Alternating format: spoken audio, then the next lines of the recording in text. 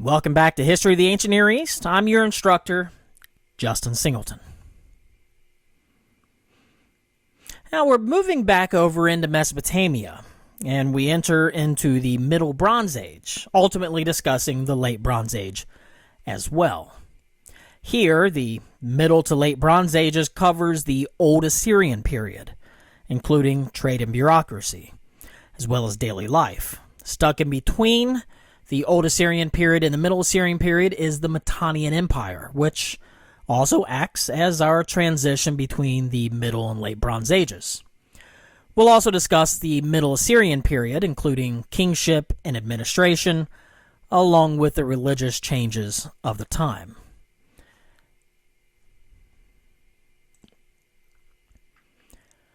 Throughout much of the Near East, the Middle Bronze Age comes on the cusp of a severe drying phase that brought an end to the Akkadian Empire in Mesopotamia, the early dynastic empire in Egypt, and the southern Levantine proto-city-states, or peer polity systems. Now, depending on the region, the Middle Bronze Age was either a time of darkness or a time of revival. In Mesopotamia, the Middle Bronze Age is best known after a post-Akkadian transitional period for the Old Assyrian Kingdom in the north and the Old Babylonian Kingdom in the south. Just a quick note, the Old Babylonian Kingdom is something we'll be discussing next time. The Akkadian Empire, the very first successful attempt to unite Mesopotamia, ended with the invasion of the Gutians and the destruction of Akkad by Gutian hands. The Gutians, people believed to have originated from the Zagros region, attacked Mesopotamia and Elam in modern-day Iran, devastating the territories. Unfortunately for the illiterate and nomadic Gutians, rulership in Mesopotamia was difficult, specifically because they just weren't akin to the agricultural lifestyle. Now, Sumerian cities from Lagash to Uruk rebelled against the Gutian invaders and ultimately defeated them, restoring Sumerian dominance, though with obvious Akkadian influence. Now, after the defeat of the Gutians, Uruk established a short-lived hegemonic power over the rest of the Mesopotamian cities. This was quickly replaced when Ur-Nammu, king of Ur, took power of the region, establishing the Ur-3 Empire. Shortly after the collapse of the Ur-3 dynasty, I know we're kind of skipping through here quickly, individual city-states began to again regain power. One of these, Ashur, located on the Tigris River, developed a distinct culture from the rest of southern Mesopotamia, a culture which would spread throughout the region. This period is characterized by the Old Assyrian dialect, Assyrian calendar, written records, and trade, and is known as the Old Assyrian period, which dates from around 1972 to 1718 BC.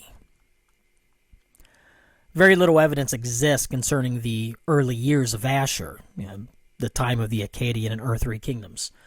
And again, very little evidence exists for the later years of the Old Assyrian period. But a wealth of information is available for the emergence of Ashur as a small but economically strong city-state between around 2100 and 1900 BC, some of which comes from the houses of individual traders in the Anatolian town of Kanish. The Old Assyrian trade network appears to have been a long-distance trade system, including with trade and exchange with Babylonia, Anatolia, Elamite and other Zagros sources, and Syria, thus exchange reaching into all four cardinal directions. At Kanish, over in Anatolia, Assyrians settled in a commercial district of the city where they traded tin and textiles in exchange for gold and silver, which was brought back to Ashur. Now, these textiles traded appear to have been wool rather than linen, and the rather large amounts that were recorded in these Kanish literature suggest a government-controlled sheep industry at Ashur. Likewise, the thus far counted amounts of 10 within the Kanish records, the amounts going up, I mean, it'll probably rise, suggests a strong palace economy in search of precious metals. One rather interesting concept at Ashur concerns the governance of the city, specifically the fact that Ashur himself, the deity of which the city received its name, is the only true king of the city. And in fact, Assyrians were expected to take sacred oaths on the sword of Ashur. Now, in Ashur's place stands the overseer, or vice-regent, who acts as a simple governor appointed by the god. This vice-regent, who also acts as a high priest, stood at the head of an assembly of influential citizens, who, together with the governor, established law and order, and tended to and expanded the land of the king, who was the god Ashur. Of note, while no old Assyrian law codes remain today, secondary evidence, including judicial records and letters often associated with verdicts, make reference to such a law, referring to it as the words upon the stele. Interestingly, the old Assyrians divided the world topography between two concepts. One was the city, Ashur, and the other was the country, pretty much everything else, but specifically those regions where exchange occurred.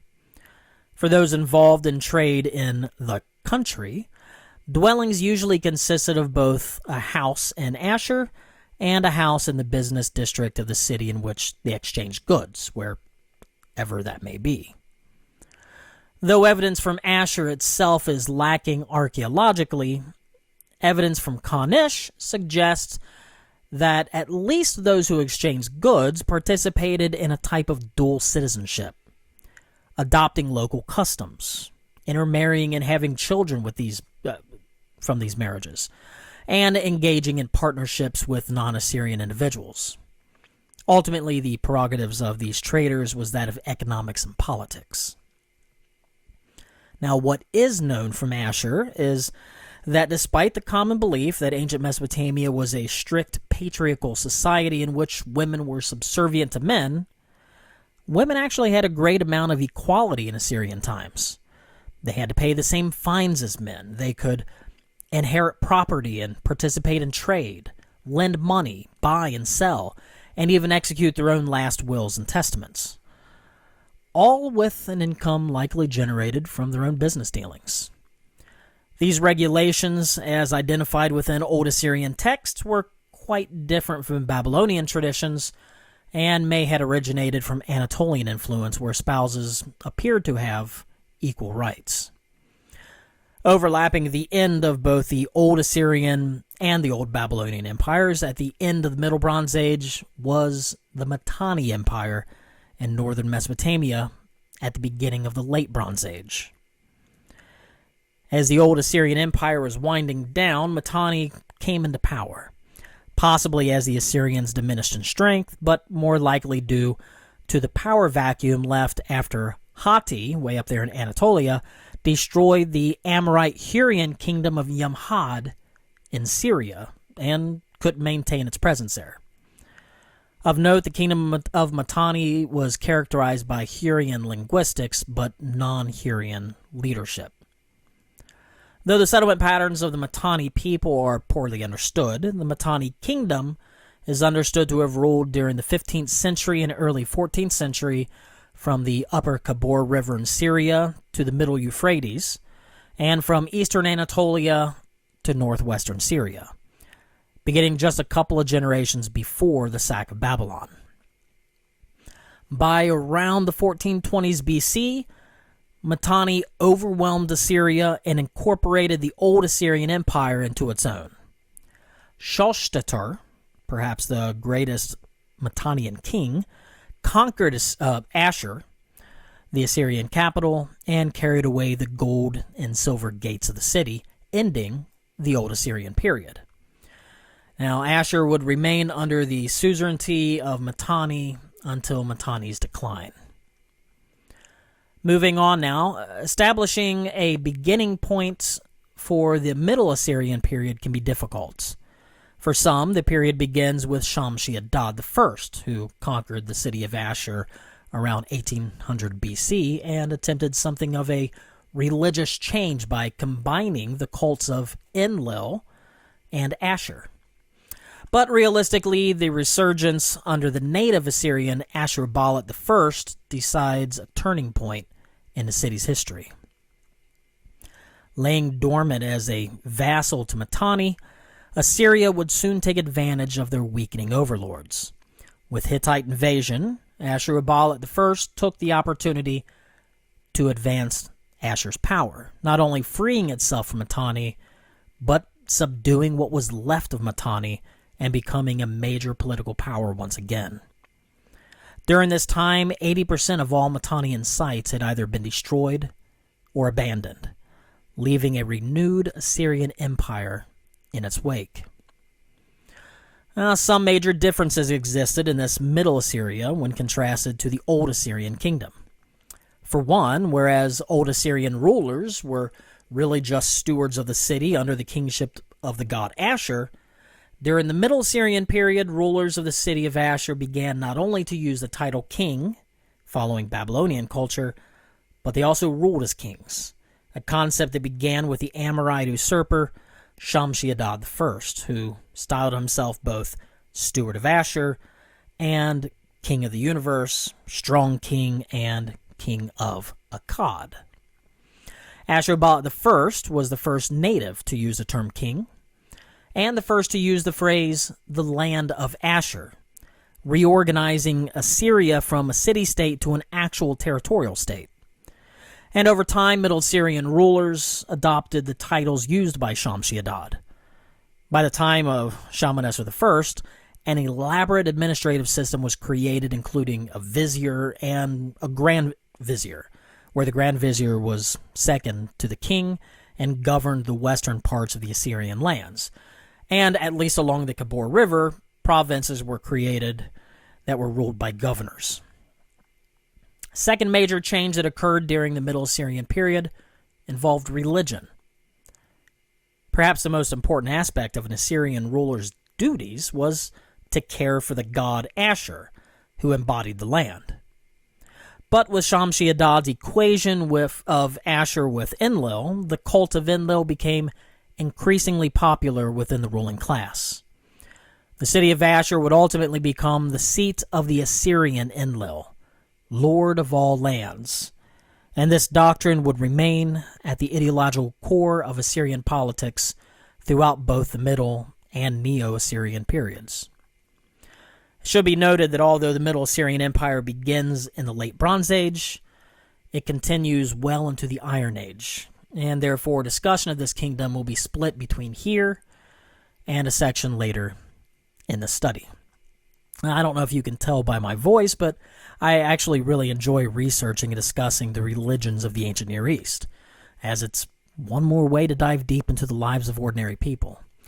Maybe if you enjoy it as well, you can join me for my class on that topic. Now, as always, if you need to chat about the course, assignments, or whatever, feel free to reach out to me.